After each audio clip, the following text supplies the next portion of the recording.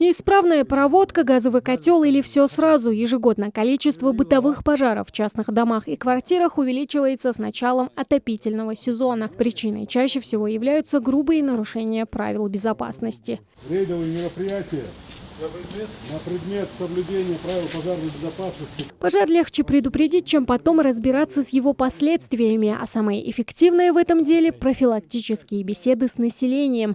Рейд по пожарной безопасности проходит вместе с сотрудниками администрации Карабулака, МЧС и газовой службой.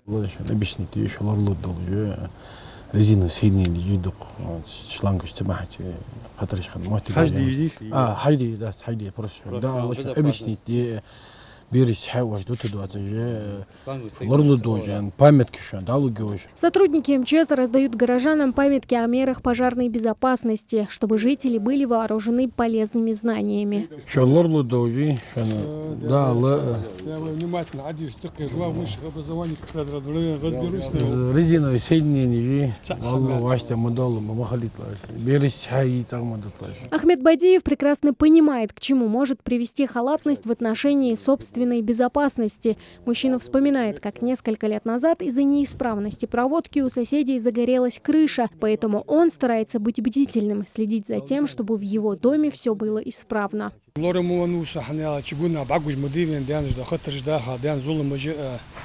Они считают материальный зулум, нах лозбежи, нах багажи, нах лежи метик жмиевин. Es حقا شلتي هذه هنا лодал в любом случае вахармадия. Неисправная проводка или негерметичное соединение газового оборудования может стать причиной необратимой трагедии. Еще в начале сентября в результате пожара в частном доме в Троицком пострадали 5 домочадцев. Недавно в сельском поселении Троицком взрыв бытового газа, там 2 человек умерло, 3 пострадали. И это, согласно надзорному ведомству, не единственный случай за эту осень. Только за последнюю неделю сотрудники МЧС привлекались на тушение пожаров трижды, спасли 2 человек. Сотрудники МЧС просят быть бдительнее. Улица вот эта Рымакова, Степная. На сегодня мы прошли по 2 улицам, где-то дворов 30-40 обошли, там некоторые дома не было, потому, так как работают, некоторые открыли, мы им объяснили. Проводим профилактику с населением, они прислушиваются, они узнают что-то новое.